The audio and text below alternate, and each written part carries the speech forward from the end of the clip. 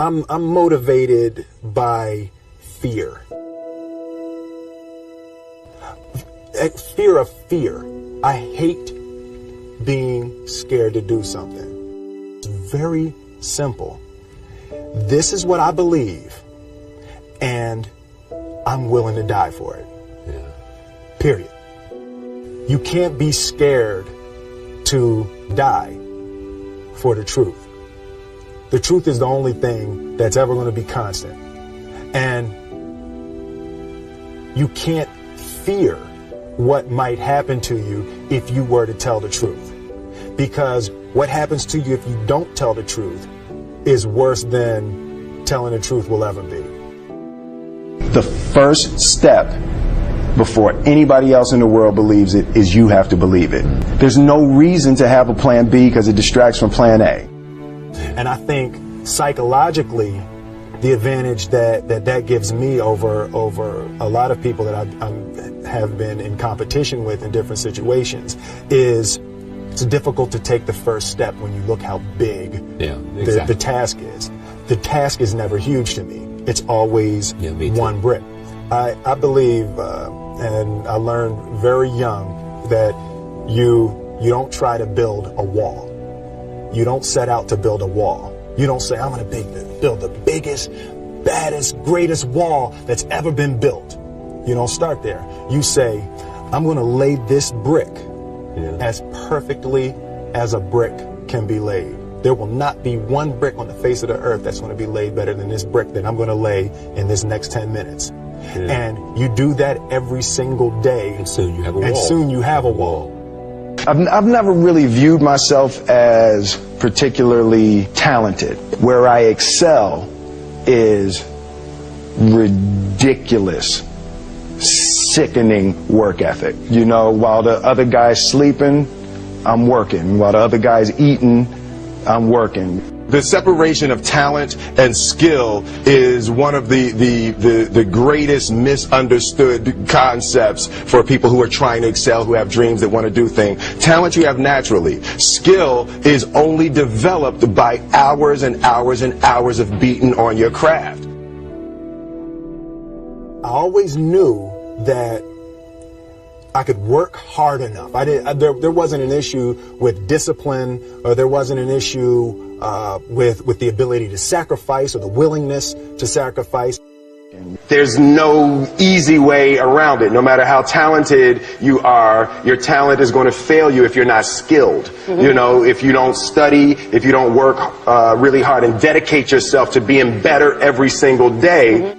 This one year, my father had his shop, and he decided for whatever reason that he wanted a new wall on the front of his shop. So he tore down probably about 16 feet high and probably about 30 feet long. He just completely tore the wall down, and my brother and I had to dig a 6-foot hole. We for the foundation. For the foundation. Right. We would mix in the concrete by hand. A year and a half. We were building this wall for a year and a half. Every day after school, we would come and mixing concrete, putting it in the hole, doing it. And it was just myself and my little brother.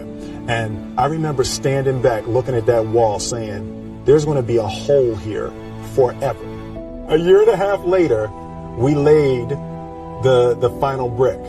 And my father stood back with my brother and I know he planned this. He says he didn't, but I know he had been planning this and writing this for his for the past 2 years.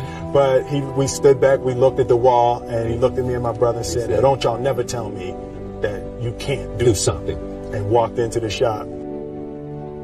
As a child, my parents always told me you could be whatever you want to be. You could do whatever you want to do.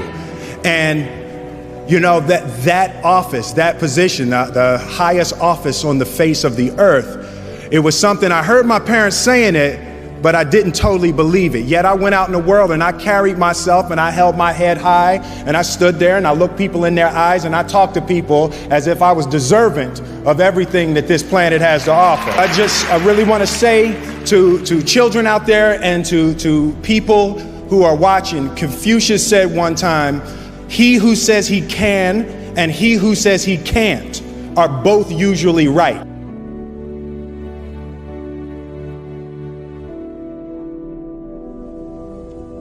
having the opportunity to study greatness. Anytime you have that opportunity, there are certain intricacies that will make clear who you are. It becomes that much more clear who you are. The definition of who I am is very clear to me, and it also redefines who I want to be. In that I know for a fact that I'm stronger than I thought I was. You know, you can't help but ask yourself the question, what would I do if I was in Muhammad Ali's shoes? I'm not the best at anything. You know what I mean? Eddie Murphy is funnier than I'll ever be. Denzel is more powerful than I'll ever be. I think that my strength is I can do everything well. You know, I can do a little bit of everything, and that's what I concentrate on to be my strength. I'll never be able to compete with Denzel. I enjoy connecting with people and ideas, and you know, I have a mission statement. So every year for probably the past 10 years, I've worked out a mission statement for myself. And for the last few years, the mission statement has stayed the same, and it's been improve lives, right? So when I go into something, I'm looking for how the quality of this piece could potentially improve lives. But it's all along the way. It's when you make the movie and how you're interacting with people in the process. And, you know, the concept of improving lives runs through the center of everything I do. And then I realized that the way to improve lives is to continually improve yourself, right? So with that, every morning when I get out of the bed, you know, I haven't fixed everything in the world yet, so there's always something to do. I want my life, I want my work, my family, I want it to mean something. If you are not making someone else's life better, then you're wasting your time. You know, like your life will become better by making other lives better. A few months ago, I said that I believe that if I chose to, I could be the president of the United States. And I think as I've had a chance to intellectualize why I said that. Yeah. And I think that there's a certain delusional quality that all successful people have to have. You have to believe that something different than what has happened for the last 50 million years of history. You have to believe that something different can happen. The one thing that I truly tried to communicate in the interpretation of Ali is the complex simplicity of greatness. And how greatness is not this wonderful, esoteric, elusive, God-like feature that only the special among us will ever taste. You know, it's something that truly exists in all of us. Loss is bound to joy. Like pain and suffering are bound to joy. The being able to survive something is actually a big part of being able to find that next wave of joy. You appreciate smaller things.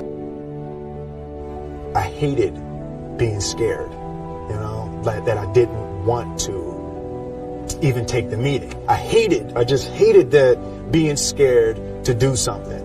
And I think what developed in my early days was the attitude that I started attacking things that I was scared of.